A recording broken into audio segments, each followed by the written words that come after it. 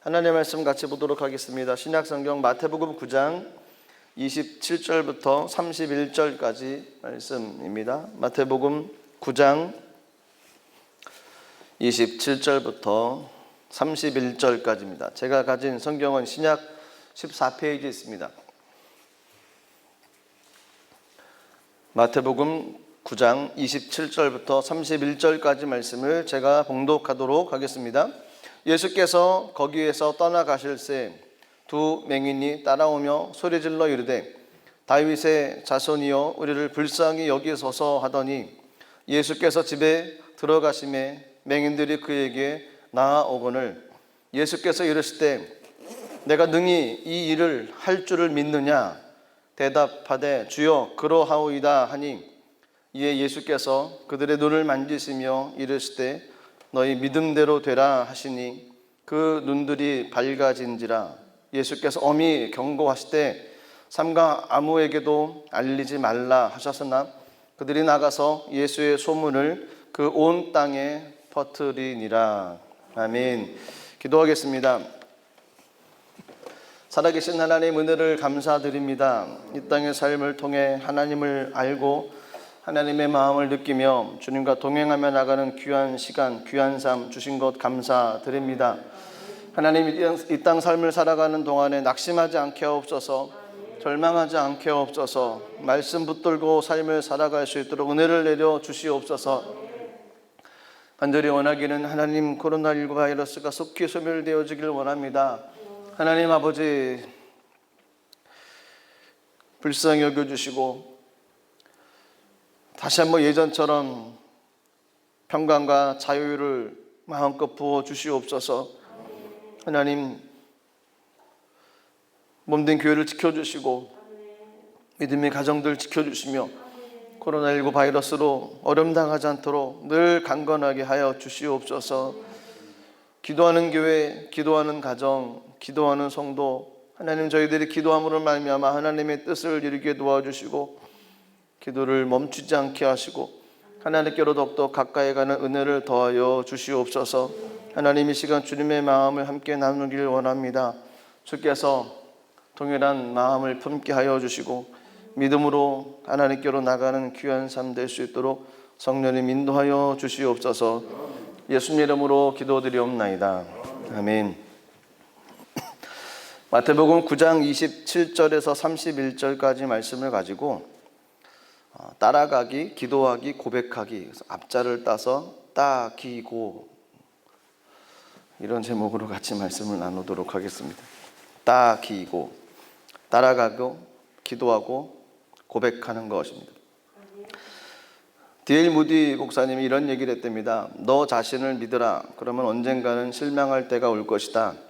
가족이나 친구를 믿어라. 그러면 언젠가는 이별할 때가 올 것이다. 돈이나 명예를 믿어라. 그러면 언젠가는 돈과 명예가 사라질 때가 올 것이다. 그러나 주 예수를 믿어라. 후회할 것이 없을 것이다. 영원한 생명을 얻고 후회할 일이 전혀 없을 것이다.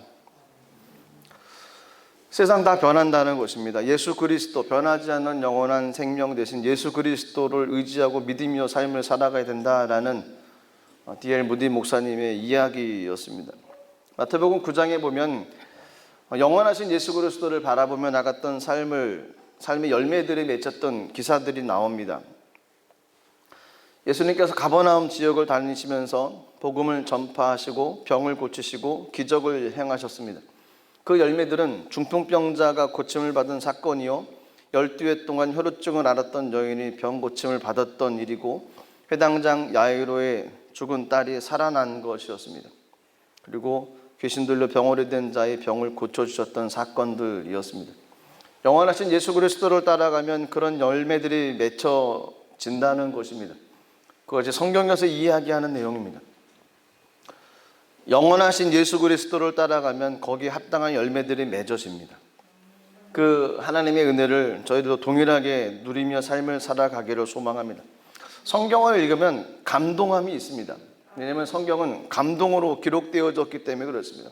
하나님의 영감으로 인해서 기록되어지는 책이 성경책입니다. 사람이 생각한 이야기가 아닙니다. 하나님의 감동, 영감으로 기록되어졌습니다.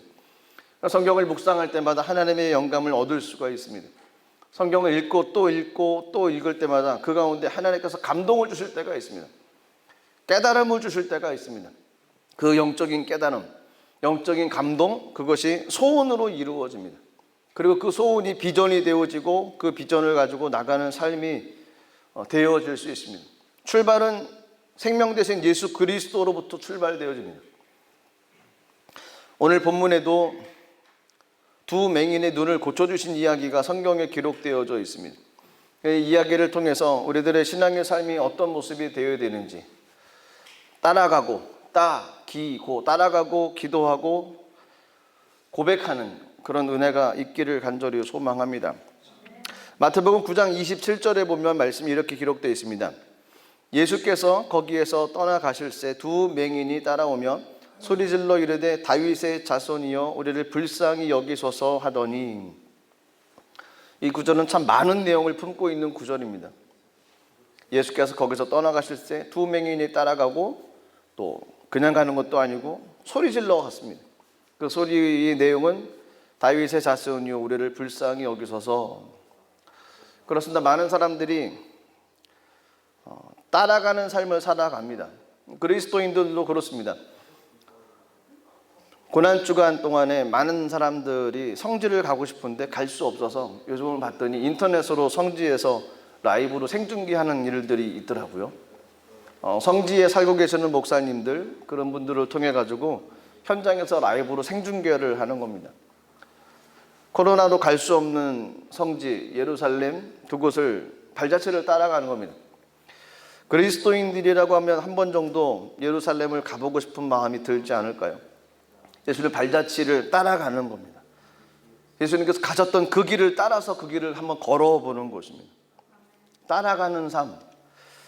이 땅에 많은 사람들이 영원한 생명 되신 예수 그리스도의 삶을 따라가는 것도 있지만 세상을 따라가는 모습도 굉장히 많습니다. 그렇다고 세상을 따라가지 않는 삶을 살아갈 수가 없습니다. 따라가야 됩니다. 세상도 따라가야 됩니다. 그런데 세상은 날마다 변하지 않습니까?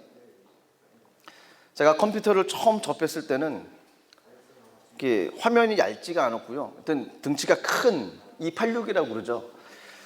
도대체 손을 댈 수가 없는 겁니다. 이걸 어떻게 만져야 될 것인지, 그 도수 체제라고 그래가지고 명령어를 집어넣어야 되는데 배우지 않다 보니까 손을 댈 수가 없었습니다. 그러다가 획기적인 것이 나왔습니다. 그것이 윈도우 3.0, 윈도우가 나왔습니다. 너무 쉬운 겁니다. 마우스 가지고 움직이면 다 되는 겁니다. 그래서 윈도우 컴퓨터를 잘 몰랐던 제게도 그 윈도우라고 하는 그 컴퓨터는 놀라운 사건이었습니다. 근데 이 컴퓨터가 점점 진화하기 시작합니다. 윈도우 뭐 이렇게 체계적으로 올라가다가 XP로 갔다가 뭐 요즘은 뭐 따라갈 수가 없을 정도로 한동안 한국 그 교회 한국 사회에서 이 다음 카페라는 것을 또 열었습니다. 그래서 모임을 만든다고 카페를 만들어서 같은 뜻을 가진 사람들이 모여서 이야기도 나누고, 그러다가 이제 블로그라는 것을 또 가고요. 블로그로 가다가 페이스북이라는 것을 또 만들고, 또 젊은 사람들은 인스타그램이라는 것도 많이 합니다. 저도 여기까지가 전부인 줄 알았습니다. 근데 요즘은 여기 이런 것도 안 합니다. 유튜브 세대랍니다. 유튜브를 검색하면 모든 내용들이 유튜브에 다 들어가 있는데 유튜버들이 있습니다. 유튜브를 하는 사람들이 있습니다. 자신의 가지고 있는 노하우를 홍보를 하는 거죠. 그리고 그 전문 지식을 함께 나누는 겁니다. 그래서 요즘 젊은 친구들은 뭐 잘 모르면 유튜브를 검색합니다. 그러면 영상으로 어떻게 이것은 이렇습니다, 저렇습니다. 이것을 영상으로 찍어서 올린 내용들을 보고서 그대로 따라하는 겁니다. 글을 보는 것보다는 말하고 입체적으로 보여주는 것, 그거 따라가는 것이 더 쉽거든요. 세상은 늘 변합니다. 다음엔 또 어떤 세상이 펼쳐질지 모릅니다. 그런데 세상 사람들, 뭐 저희도 당연하죠. 세상에 살고 있으니까요. 그 변화되어져 있는 세상을 따라갈 수밖에 없습니다. 산속에 들어가서 살 수 없습니다. 모르면 뒤처지는 겁니다. 모르면 따라갈 수 없습니다. 편리하고 좋은 세상 가운데서 따라가지 않으면 그것을 통해서 얻을 수 있는 유익 누리지 못합니다. 물론 너무 심하게 따라가서 거기에 푹 빠져버리면 문제가 되죠. 그렇지 않고 잘 따라가서 이용을 하고 활용을 하면 세상이 얼마나 좋고 편리한 세상인지 모릅니다. 사람은 세상 따라 살 수밖에 없습니다. 근데 세상은 날마다 변한다는 것이죠. 그런데 영원하신 변하지 않는 진리이신 예수님을 따라가려고 하는 모습은 덜하다는 겁니다. 변하는 세상, 어쩔 수 살 수밖에 없는 이 세상의 것은 따라가려고 노력을 하는데 영원한 진리 대신 예수 그리스도를 따라가는 모습은 그렇게 열정적이지 못하다는 겁니다. 세상 사람들이 그렇다 치더라도 예수 믿는 저희들은 예수 그리스도 생명 되신 주님을 따라가려고 하는 노력과 발버둥과 그 애씀과 노력함이 있어야 되지 않을까요? 그분의 삶을 알기 위해서 성경을 보고 또 묵상을 하고 주님께 기도하고 간절히 주님과 함께 삶을 살아가는, 그러니까 주님을 따라가는 삶이 있어야 되지 않을까요? 그 따라가는 삶이 없으면 주님의 마음을 누릴 수도 없고 또 하나님의 나라, 하나님의 세상 가운데서 누릴 수 있는 놀라운 일들을 경험할 수가 없는 것입니다. 그 나라, 그 세상 가운데 들어가면 저희가 상상할 수 없는 많은 것들을 누릴 수가 있습니다. 그것은 세상에서 줄 수 없는 것입니다. 세상에서 채움받을 수 없는 것입니다. 하지만 그분을 따라가고 말씀을 묵상하며 기도하며 신앙 가운데 따라가면 한 번도 경험하지 못했던 놀라운 일들을 경험합니다. 그 은혜를 쫓아가는 것이 더 값지지 않을까요? 세상을 부인하라는 것이 아닙니다. 세상은 따라갈 수밖에 없습니다. 하지만 그 열심보다 더 예수 그리스도를 따라가는 그런 모습이 있어야 되는 것이 그리스도인들의 삶이라는 것입니다. 오늘 본문에 나오는 맹인 두 사람이 있습니다. 성경을 27절 말씀을 읽을 때 참 믿어지지 않는 내용이었습니다. 믿을 수가 없었습니다. 먼저 이 맹인에 대한 어떤 정보도 성경에는 나와 있지 않습니다. 이 사람 이름도 모르고요, 부모도 모릅니다. 나이가 몇인지 모릅니다. 어디서 왔는지, 어디 출신인지 전혀 모릅니다. 이 사람에 대한 정보는 없습니다. 근데 그것은 아마도 이 사람에 대한 정보가 그리 중요하지 않기 때문에 성경에서 기록하지 않았을까요? 중요한 것은 이거였습니다. 예수께서 거기서 떠나가실 때 두 맹인이 따라오며 라는 겁니다. 생각을 해보십시오. 예수께서 거기서 떠나가실 때 어딘지 모르겠지만 어디서부터 떠나가서 이동하고 있는 모습인데 두 맹인이 계속 따라갔다는 겁니다.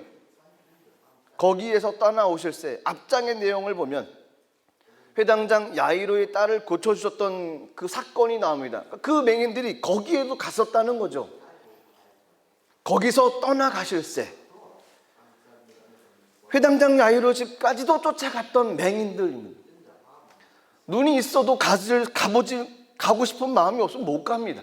근데 이들은 볼 수 없습니다. 그런데도 불구하고 쫓아갔습니다. 어떤 방법, 어떤 수단을 해서 모르지만 쫓아갔다는 겁니다. 두 맹인이 따라오며, 이 따라간다는 것은 함께 길을 갔다는 겁니다. 근데 그렇게 따져보면 야이로의 집뿐만 아니라 그 전에도 이들이 따라가는 모습이 있었지 않나라는 생각도 할 수 있다는 겁니다. 그러니까 중요한 것은 예수님께서 가실 때 눈에 보이지 않는 이 두 맹인들이 예수님을 따라서 늘 함께 삶을 쫓아갔다는 겁니다. 따라가고 있었다는 것입니다. 따라간다는 것이 쉽습니까? 맹인이 따라간다는 거 불가능합니다. 아니, 있을 수 없습니다. 가능하지 않습니다. 혼자서는 갈 수가 없습니다. 물어봐야 되고 도움받는 사람이 있어야 됩니다. 미안하기도 하고 힘들기도 합니다. 그런데 이 맹인들에게 있어서 그들이 품고 있었던 그 열정의 마음에 소망하는 것, 그것이 환경의 불편함보다 더 강했다는 겁니다. 불편할 수도 있고 힘들 수도 있고 넘어질 수도 있고 도움을 받을 수도 있지만 그거는 나중 일이라는 겁니다. 이들에게서는 예수님 따라가는 것, 이것이 가장 먼저였다는 겁니다. 더 놀라운 것은 뭔지 아십니까? 28절의 말씀 보시면 믿어지지 않는, 대책 없는 사람들이구나라는 것을 알 수가 있습니다. 28절 말씀 보겠습니다. 예수께서 집에 들어가시면 맹인들이 그에게 나아오거늘 예수께서 이르시되 내가 능히 이 일 할 줄을 믿느냐 대답하되 주여 그러하여이다. 앞에 있는 구절입니다. 예수께서 집에 들어가심에 맹인들이 그에게 나아오거늘, 예수님께서 집에 들어가셨습니다. 누구의 집인지 성경에서 이야기하지 않습니다. 주석가들의 의뢰를 보면 주석가들은 이 집이 마태의 집이다, 베드로 집이다, 가버나움에서 예수님께 자주 방문하는 집이다, 좀 잘 아는 친분이 있는 집이다, 이렇게 추측들을 합니다. 누구의 집인지 중요하지 않습니다. 예수님께서 그 집에 들어가셨다는 겁니다. 맹인 두 사람이 쫓아오는데 예수님께서 들어가셨습니다. 예수님께서 그 집에 들어가셨고 그런 환경 가운데 이 두 사람들은 아랑곳 없이 쫓아오면서 예수님을 바라보면서 했던 이야기가 있습니다.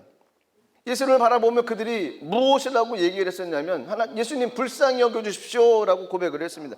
그것이 27절 후반절에 있는 내용이었습니다. 다윗의 자손이여 우리를 불쌍히 여겨주시옵소서. 예수님께서 가는 곳곳마다 이 두 사람이 쫓아다니면서 그렇게 얘기한 겁니다. 예수님 불쌍히 여겨주십시오. 예수님 불쌍히 여겨주십시오. 그리고 쫓아다니는 겁니다. 회당장 야이로 집에 갔을 때도 쫓아가서 예수님 불쌍히 여겨주십시오. 옮겨가시면 예수님 불쌍히 여겨주십시오. 한 번쯤 뒤를 돌아서 그 맹인을 볼 법하지 않겠습니까? 그런데 28절에 와서는 어느 집으로 그런 표현은 없지만 쏙 들어가셨습니다. 예수님 불쌍히 여겨주십시오라고 얘기하는데 예수님 어느 집으로 들어가 버리셨다는 겁니다. 야속하지 않습니까? 얼마나 당황스럽겠습니까? 열심히 기도하고 쫓아가고 부르짖고 나가는데 누구는 한 번 부르면 주님 돌아오셔서 괜찮다, 시끄럽다, 조용해라, 내가 고쳐주겠다 이런 표현도 하셨는데 쫓아다니면서 그렇게 붙잡고 불쌍히 여겨달라고 긍휼히 여겨달라고 이야기를 했는데 그냥 집으로 들어가 버리셨습니다. 어느 집인지 모르지만 그 집으로 들어가 버리셨습니다. 이 맹인 입장에서는 굉장히 당황스럽습니다. 보이지도 않는데 도움을 요청하고 아마 쫓아다닐 수밖에 없는 모습이었는데 이런 상황 되면은 예수라는 사람이 왜 저래? 무슨 인격 있는 사람이고 무슨 사랑이 있는 사람이고 내가 잘못 따라왔어. 내 판단이 잘못된 거였어. 내가 저 사람 이제 안 따라가 라고 그 길을 포기하는 경우들도 있을 법도 합니다. 맹인은 시험에 들지 않았습니다. 그 다음 날 보면 정말 이 맹인들은 그들의 생각은 한 가지였다는 것을 알 수 있습니다. 예수께서 집에 들어가심에 맹인들이 그에게 나아오거늘 이란 단어는 따라 들어갔다는 겁니다. 예수님께서 어느 집인지 모르지만 그분이 잘 알고 있는 집이겠죠. 들어갔습니다. 맹인으로서는 깜짝 놀란 거죠. 이걸 어떻게 합니까? 자기는 모릅니다. 그 집이 누구네 집인지도 모릅니다. 근데 예수님이 들어가셨어요. 예수님이 가셨기 때문에 그냥 무조건 들어가는 겁니다. 지금까지도 예수님 바라보며 따라왔던 삶이 맹인의 삶이었습니다. 예수님이 옮겨가시면 쫓아다니면서 불쌍히 여겨달라고 외쳤던 사람이 그 사람들입니다. 근데 예수님께서 어느 집으로 들어가시니까 이제 막혔구나 그것이 아니고 그 집이 누구의 집인지 모르지만 그냥 그 집에 또 밀고 들어가는 겁니다. 망설임 없이 그냥 그 집으로 들어갑니다. 왜 그랬을까요? 그들의 소원이 있었기 때문에 그렇다는 거죠. 예수를 만나야 되겠다는 그 믿음의 강렬함이 있기 때문에 쫓아다녔던 거죠. 심지어 그분이 어느 집으로 들어가든 어디 앉아 계시든 주무시든 이 맹인들은 쫓아갔을 겁니다. 예수님이 답이기 때문에 그렇습니다. 그들에게서는 예수님이 해답이기 때문에 그렇습니다. 이런 맹인의 모습 가운데에서 얻을 수 있는 것은 포기하지 않고 따라가는 것입니다. 신앙은 따라가는 겁니다. 신앙의 자세는 예수님 따라가는 것입니다. 그 모습이 죄가 아닌 이상은 그분을 따라가는 것입니다. 저희가 넘어지는 한이 있어도 따라가는 것입니다. 어떤 환경이 있어도 그냥 따라가는 것입니다. 그게 멈춰지면 문제가 되는 거죠. 예수님을 따라가시는 모든 분들 되시기를 주님의 이름으로 축복합니다. 장애물 있을 수 있습니다. 어려움이 있을 수 있습니다. 마음의 낙심이 있을 수 있습니다. 절망하는 순간, 포기하는 순간 다가올 수 있습니다. 그렇지만 따라가야만 됩니다. 멈추면 안 됩니다. 예수님 집에 들어가셨네. 난 어떡하지? 나 이럴 줄 알았어. 내가 괜히 따라왔어. 당신하고 이제 안 만나. 그리고 돌아왔으면 문제라는 겁니다. 예수님 따라가야 됩니다. 무조건 예수님 따라가야 됩니다. 그분이 어디를 가시든 그분을 따라가야만 됩니다. 두 번째로 해야 될 것은 기입니다. 기고 따라가고 기도하는 겁니다. 맹인들이 쫓아다니면서 불렀던 고백 다시 한번 보겠습니다. 9장 27절 말씀인데요. 예수께서 거기서 떠나가실새 두 맹인이 따라오며 소리 질러 이르되 다윗의 자손이여 우리를 불쌍히 여기소서. 다윗의 자손이여 불쌍히 여기소서. 소리 지르면서 다녔다는 겁니다. 참 예수님도 민망하셨을 거예요. 가시는데 저 뒤에서 누가 사람들 당연히 부축했겠죠. 부축한 사람들 도움받아서 다니면서 다윗의 자손이여 우리를 불쌍히 여기소서. 그리고 쫓아다니는 겁니다. 다윗의 자손이여 불쌍히 여기소서. 그리고 쫓아다니는 겁니다. 이들의 이 고백, 다윗의 자손이여 불쌍히 여기소서. 다윗의 자손이라는 것은 유대인들에게서는 메시아를 칭하는 얘기입니다. 그들은 예수님이라는 분이 메시아라는 마음이 확신이 들었다는 거죠. 그 당시 헤롯 왕이나 로마 정부에게 이런 고백이 들려지면 문제가 되어지는 고백이었습니다. 그런데 눈을 보이지 않는 맹인들이 그런 거 가릴 게 뭐가 있습니까? 급한 거죠. 마음의 열정과 마음의 소망이 그 환경보다 더 뛰어났던 거였습니다. 그래서 계속 부르짖고 또 기도한 겁니다. 다윗의 자손이여 우리를 불쌍히 여기소서. 다윗의 자손이여 불쌍히 여기소서. 이들에게는 하나님의 약속의 말씀이 또한 기억에 남았을 겁니다. 그 하나님의 약속의 말씀은 이사야 35장 5절 6절 말씀인데요, 그 말씀에 의해서 그들이 이렇게 고백하며 기도하지 않았을까요? 5절 6절 말씀 이렇게 됩니다. 그때 맹인의 눈이 밝을 것이며 못 듣는 사람의 귀가 열릴 것이며 그때 저는 자는 사슴같이 뛸 것이며 말 못하는 자의 혀는 노래하리니 이는 광야에서 물이 솟겠고 사막에서 시내가 흐를 것입니다. 아무뿐은 두 사람이 동료들의 부친구를 이끌고 가는 동안에 그들이 붙잡고 외쳤던 것은 말씀이었습니다. 그분이 메시아를 믿으며 확신과 고백을 가지고 메시아가 왔을 때 그때는 맹인의 눈이 밝아진다는 그 얘기, 그 구절을 붙잡고 쫓아가는 거였습니다. 말씀 붙잡고 쫓아가는 거였습니다. 말씀 기억하고 기억된 말씀 붙잡고 기도하며 나가는 것이었습니다. 그렇습니다. 저희들도 하나님을 알아야 됩니다. 말씀을 알아야 됩니다. 말씀을 붙잡고 기도해야만 됩니다. 말씀 붙잡고 기도할 때 하나님의 거룩한 역사가 우리 가운데 펼쳐질 것입니다. 어떤 환경 속에서도 하나님께서 내게 주신 약속의 레마의 말씀이 있어야만 됩니다. 레마의 말씀, 기록된 말씀을 차원을 넘어서 내게 주신 특별한 하나님의 말씀, 그 하나님의 말씀을 받아야만 됩니다. 그 말씀은 묵상할 때 받을 수가 있습니다. 어느 날 갑자기 성경 펴가지고 탁 찍어서 나오는 거 아니고요, 날마다 말씀을 묵상하며 나가는 순간에 하나님께서 어떤 순간에 마음 가운데 주시는 레마의 말씀이 부딪힐 때가 옵니다. 그거 잡고 나가는 겁니다. 그 말씀 붙잡고 기도하고 또 기도하는 겁니다. 두 맹인이 쫓아다니면서 외쳤던 그 고백은 그들이 레마로 받은 하나님의 기록된 언약의 말씀, 약속의 말씀이었습니다. 그들이 예수님을 몰랐으면 기도하지 않았을 것이고, 성경을 몰랐으면 그 말씀 붙잡고 나가지 않았을 것입니다. 저와 여러분들의 삶은 어떻습니까? 말씀 붙잡고 기도하고 나가고 계십니까? 사람의 위로의 얘기보다 하나님의 말씀 붙잡고 기도하는 것이 더 큰 힘이 됩니다. 그 말씀이 삶 가운데 환경으로 나타내지는 것, 아직 이루어지진 않았지만 말씀 붙잡고 그것이 이루어졌다고 고백하며 나가는 것, 그것이 믿음입니다. 믿음은 바라는 것들의 실상입니다. 내가 바라고 소망하는 것이 눈앞에 나타난 거예요. 그것을 믿는 것이 믿음입니다. 하나님께 내게 준 레마의 말씀, 그 말씀이 내 환경에 나타나지게끔 믿고 나가는 것, 그것이 믿음이라는 것입니다. 그래서 말씀 붙잡고 기도하지 않으면 그런 하나님의 역사가 일어나지 않습니다. 하지만 말씀 붙잡고 기도하는 사람에게는 분명히 하나님의 거룩한 역사가 나타날 것입니다. 믿음이 있는 사람들의 삶의 모습은 그렇습니다. 혹여나 저희가 신앙의 삶의 모습이 형식화되어 가고 있지는 않습니까?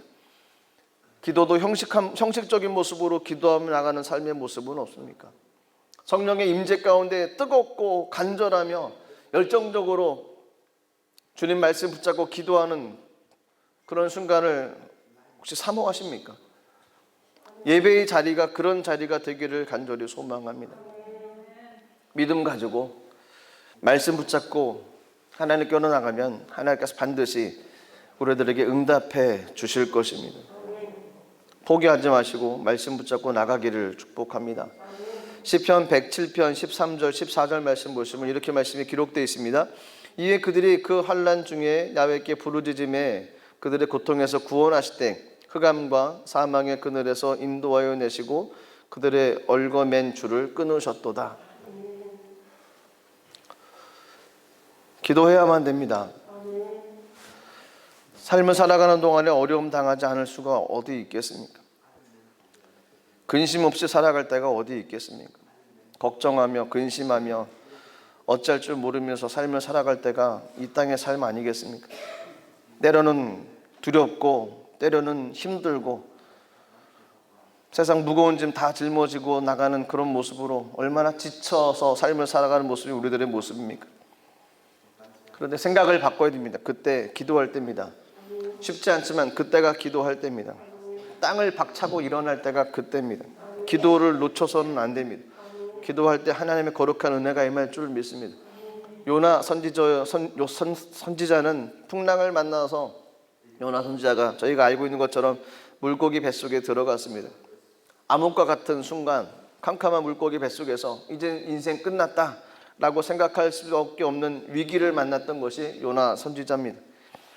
하지만 그가 그 속에서 그때 기도를 했습니다. 요나서 2장 1절 2절 말씀 보시면 요나가 물속의 뱃속에서 그의 하나님 야훼께 기도하여 이르되 내가 받는 고난으로 말미암아 야훼께 불러 아뢰었더니 주께서 내게 대답하셨고 내가 스올의 뱃속에서 부르짖었더니 주께서 내 음성을 들으셨나이다. 칠흑같이 암흑한 생명을 살 수 있다고 보장할 수 없는 그 물고기 뱃속에서 요나 선지자는 기도할 수밖에 없었습니다. 절박한 상황에서 기도했습니다. 하나님께서 응답해 주셨고 육지로 올라올 수 있도록 육지의 토에서 다시 삶을 살아갈 수 있게 되어졌습니다. 기도하는 것 쉽지 않지만 기도해야만 됩니다. 그렇지 않으면 터널 속에서 나갈 수가 없습니다. 캄캄한 어둠 속에서 혹은 감옥 속에서 두려울 때, 또 내 자신이 미약하다고 생각되어질 때, 하나님의 진노와 심판을 받았다고 생각되어질 때, 육체 여러 가지 질병 가운데 힘들 때, 환난의 고난을 당할 때, 근심 중에 있을 때 답은 한 가지입니다. 주님 저를 구원해 주십시오. 주님 불쌍히 여겨 주십시오 라고 고백하는 것밖에 없습니다. 하나님께 기도하는 것밖에 답이 없다는 것입니다. 기도가 안 된다고 할 수도 있습니다. 하지만 무릎 꿇고 기도해야만 됩니다. 윌리엄 셰익스피어가 이런 얘기를 했답니다. 하나님께 기도해라. 그는 믿는 사람에게 암흑이 생기면 빛을, 절망이 생기면 위안을 주신다. 하나님께 기도하면 하나님께서 빛을 주시고 위로함도 허락해 주신다는 겁니다. 모든 사람들은 언젠가는 하나님 앞에 어쩔 수 없이 기도하며 나갈 수밖에 없는 삶을 살아갑니다. 마땅히 기도하며 나가야 됩니다. 기도를 통해서 주 앞에 나가고 하나님의 은혜를 구하며 나가는 것이 우리들의 삶의 모습이 되어야 됩니다. 히스기야도 육체의 병들었을 때 하나님께 간구했습니다. 그 인생에 정해진 삶을 살아갈 수밖에 없을 때 포기하지 않았습니다. 얼굴을 벽에 대고 하나님께 간구했습니다. 하나님께서 그에게 은혜를 베풀어 주셨습니다. 한나라고 하는 여인도 아이를 낳지 못해서 하나님께 통곡하며 기도한 사건을 저희가 알 수 있습니다. 오해도 받았습니다. 술 취했다라고 엘리제 사장에게 오해도 받았습니다. 불쾌했지만 포기하지 않았습니다. 끊임없이 기도하고 나갔습니다. 그래서 하나님께서 그 기도를 통해서 사무엘을 허락해 주셨고 민족의 지도자로 하나님 세워 주셨습니다. 문은 자동으로 열리지 않습니다. 문은 열어야지 열 수 있습니다. 문을 열 수 있는 것이 기도입니다. 기도는 헛되지 않습니다.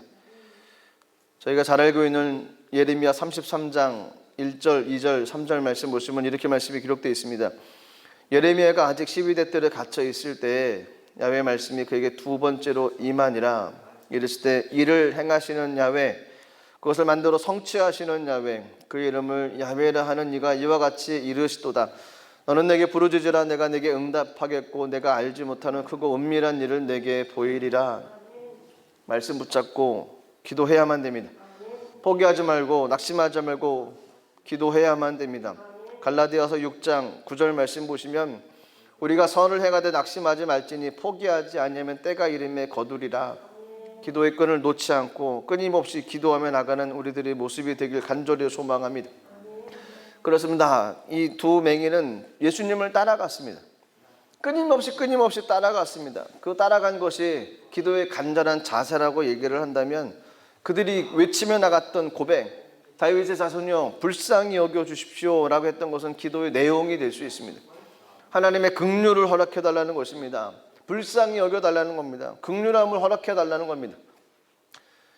그래서 기도의 내용은 주님에게 기도하며 하나님 나를 불쌍히 여겨 주십시오, 긍휼하게 여겨 주십시오, 하나님 은혜를 내려 주십시오, 하나님께서 허락하신 그 은총을 내려 주십시오, 하나님 은혜 아니고는 살아갈 수 없습니다라고 고백하는 것이 우리들의 기도의 내용이 되어야 될 것입니다.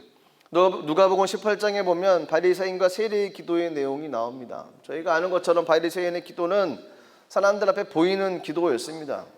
하늘을 향해 두 팔을 벌리고 많은 사람들이 듣기 위해서 많은 사람들이 있는 곳에 가서 큰 소리로 이렇게 기도한다 저렇게 기도한다라고 외쳤던 것이 바리새인들의 기도였습니다. 자신의 모습을 나타내려고 했던 겁니다. 기도를 빙자한 겁니다. 선전이고 자기의 과시였습니다.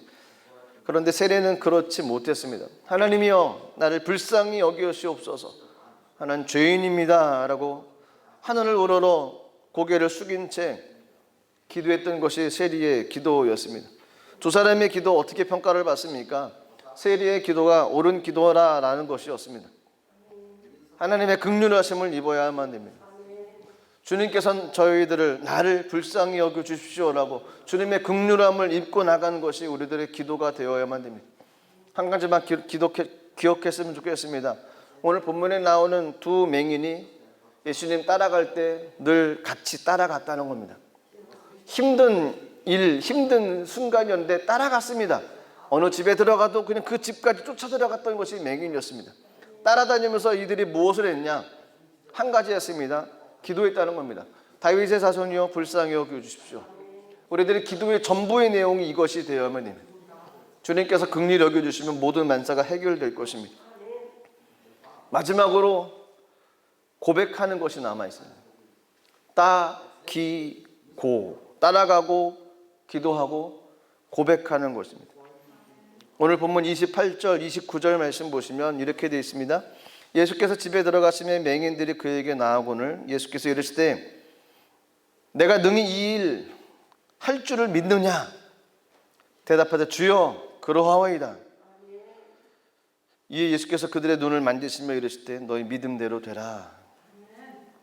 저에게 물어보십니다. 내가 능히 이 일 할 줄을 믿느냐? 저희들에게 물어보시는 겁니다. 내가 이 일을 할 줄 믿느냐? 저희가 가지고 있는 환경에 있는 여러 가지 문제 앞에서 주님께서 저희가 이렇게 열심히 쫓아가고 다가가는 모습이 있을 때 다가오셔 이렇게 질문하신다는 겁니다. 너 나 믿니? 내가 해결할 것이란, 내가 능히 해결할 수 있는 사람이라는 것을 너희들이 날 믿느냐라고 주님 물어보신다는 겁니다. 저희들이 믿음이 있는지 없는지를 우리에게 다시 물어보신다는 겁니다. 주님을 어떤 존재로 믿고 있는지 물어보신다는 겁니다. 저희는 대답해야만 됩니다. 내가 능히 이 할 줄 믿느냐? 두 맹인이 그렇게 대답했습니다. 주여 그러하오이다. 아멘 믿습니다라고 고백을 했습니다. 그 맹인들의 고백은 주님 저희가 믿질 않았으면 지금까지 쫓아오지 않았습니다. 저희가 믿지 않았으면 당신이 갈 때마다 뒤에서 다윗의 자손이여 불쌍히 여기시옵소서라고 외치며 나가지 않았습니다. 저에게 믿음이 있습니다. 반드시 그렇게 될 줄로 믿습니다. 그들이 고백했다는 것입니다. 마가복음 16장 17절 18절 말씀에도 이런 말씀이 있습니다. 믿는 자들에게는 이런 표적이 따르리니 곧 그들이 내 이름으로 귀신을 쫓아내며 새 방언을 말하며 뱀을 집어 올리며 무슨 독을 마실지라도 해를 받지 아니하며 병든 사람에게 손을 얹은 즉 나으리라 하시더라. 믿으십니까? 하나님께서 저희들에게 믿음을 원하신다는 것입니다. 백부장의 믿음을 원하시고 혈루증 여인의 예수님 옷자락만 만져도 낫겠다는 그 믿음을 주님께서 원하신다는 겁니다. 주님 물어보셨을 때 내가 능히 이 일 할 줄을 믿느냐? 이 일을 할 줄 믿느냐? 그 일, 저희가 가지고 있는 일, 그 일을 하나님께서 해결해 줄 줄 믿느냐? 이 소경들은 믿음으로 대답을 했습니다. 그랬더니 예수님께서 그들을 만져주셨습니다. 오늘 본문 29절 말씀 보시면 이에 예수께서 그들의 눈을 만지시며 이르시되 너희 믿음대로 되라. 주님께서 우리를 어루만져 주신다는 겁니다. 오늘 목사님이 글을 보니까 이 내 믿음대로 되라 라는 표현을 마치 백지수표처럼 주신 것이다 라는 이야기를 하시더라고요. 백지수표 아시지 않습니까? 빈 종이에 그냥 쓰면 금액이 되는 거죠. 마가복음 21장 22절 말씀 보시면 너희가 기도할 때 무엇이든지 믿고 구하는 것은 다 받으리라 하시니라. 마가복음 11장 24절도 비슷한 말씀입니다. 그러므로 내가 너희에게 말하노니 무엇이든지 기도하고 구하는 것은 받은 줄로 믿으라. 그러면 너희에게 그대로 되리라. 이 동일한 내용들, 너희 믿음대로 되라. 믿고 구하는 거 다 받은 것이다. 구하는 거 받은 줄로 믿으라. 그러면 너희에게 그대로 될 것이다 라고 하는 이 말씀들이 믿음의 백지수표처럼 사용된다는 것입니다. 그 수표에 10만 원 쓰면 10만 원이 되는 거고요, 100만 원 쓰면 그것이 100만 원짜리가 되는 것입니다. 백지수표에는 금액이 적혀 있지 않습니다. 근데 저희가 거기에 100만 원을 쓰면 100만 원이 되지만 1억을 쓰면 1억 원짜리가 될 수 있습니다. 뭘 쓰시겠습니까? 백지수표 능력이 있는 겁니다. 거기다 뭘 적어 놓으면 이것이 효력을 발생할 수 있습니다. 내 믿음대로 되라. 믿음의 분량을 적으라는 것입니다. 저희가 믿고 있으면 그 믿음의 분량을 그곳에 적으면 효력을 나타낼 수 있는 수표가 되는 것이죠.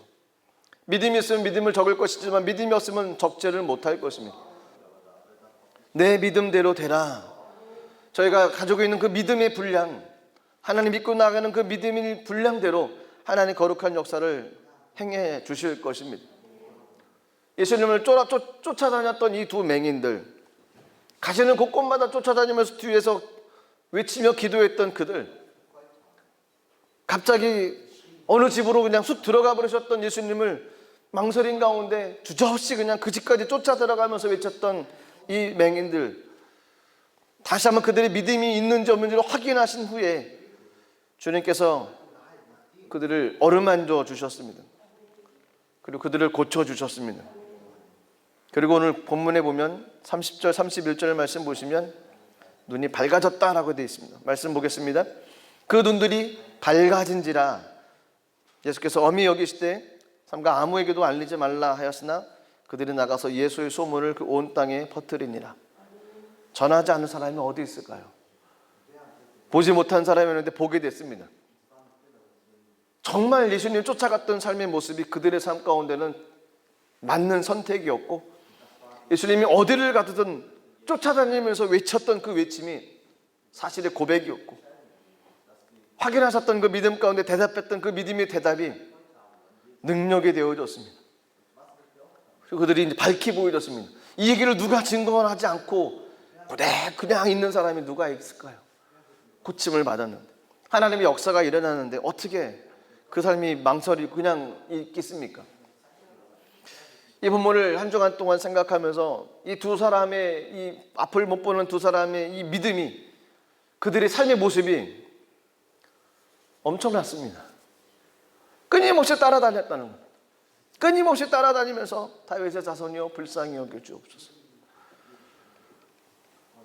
저희들의 삶의 모습이 이 세 가지를 실천하며 삶을 살아가기를 원합니다. 예수님을 따라가는 삶, 예수님께 기도하는 삶, 주님께 믿음으로 고백하는 삶, 따라가고 기도하고 고백하는 삶, 그 삶이 저희들의 삶이 되기를 주님의 이름으로 축복합니다. 기도하겠습니다. 하나님, 성경에 기록된 말씀을 통해 우리들에게 하나님 믿음을 주시기를 원하시며 또한 그런 삶을 살아가기를 원하시는 줄 믿습니다. 두 맹인의 이야기가 성경에 기록되어졌습니다. 근데 이들은 예수님 가시는 곳곳마다 함께 예수님을 따라갔던 사람들이었습니다. 도저히 자신들의 힘으로는 볼 수 없기에 따라갈 수 없었지만 분명히 도움받는 사람들, 도와주는 사람들이 있었을 것입니다. 그들의 손을 붙잡고 그들의 인도함 받으며 예수님께서 가시는 곳곳마다 쫓아다녔습니다. 예수님께서 가는 곳곳마다 따라갔습니다. 그냥 따라가지 않고 불쌍히 여겨주십시오. 다윗의 자손이여 불쌍히 여겨주시옵소서. 하나님 불쌍히 여겨주십시오 라고 고백하며 따라갔습니다. 그 외침을 들었던 주님께서 내가 정말 믿느냐, 그들의 믿음을 확인하시고 그들의 병을 고쳐주셨습니다. 하나님, 주님 따라가는 삶 되기 원합니다. 주님 긍휼하심을 입는 사람이 되길 원합니다. 주님의 치료를 경험하는 삶이 되길 원합니다. 우리에게도 이런 하나님의 거룩한 역사를 허락하여 주시옵소서. 감사드리며 예수님 이름으로 기도드리옵나이다. 아멘. 기도하겠습니다.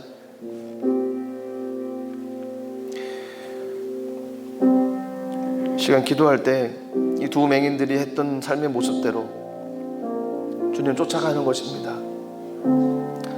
세상 변하는 것은 쫓아가는데 예수님을 쫓아가려고 하는 마음은 없습니다. 힘들고 어려우면 중단하고 포기하고 낙심하고, 갑자기 예수님 어느 집으로 들어가셨을 때 아니 예수님 왜 들어가시지? 내가 이렇게 기도하고 쫓아갔는데 왜 내 얘기는 들어주시지 않고, 왜 예수님 왜 저렇게 행동하시지? 내가 잘못 믿고 쫓아온 건 아닌가? 낙심하고 절망하는 모습도 올 수 있었을 때 이 두 맹인은 포기하지 않고 쫓아갔습니다. 저희가 결단할 때 예수님 따라가며 기도의 내용은 다른 것 없습니다. 주님 긍휼히 여겨주십시오. 주님 나를 불쌍히 여겨주십시오. 이것이 전부입니다. 주님께서 긍휼히 여겨주시면, 주님께서는 저희 삶들을 불쌍히 여겨주시면 하나님의 은혜가 임합니다. 우리 시간 이렇게 기도하겠습니다. 주님, 나의 삶을 긍휼히 여겨주십시오. 하나님의 은혜가 필요합니다. 긍휼히 여겨주시옵소서. 우리 주님의 이름 한번 부르고 통솔하게 기도하겠습니다. 주여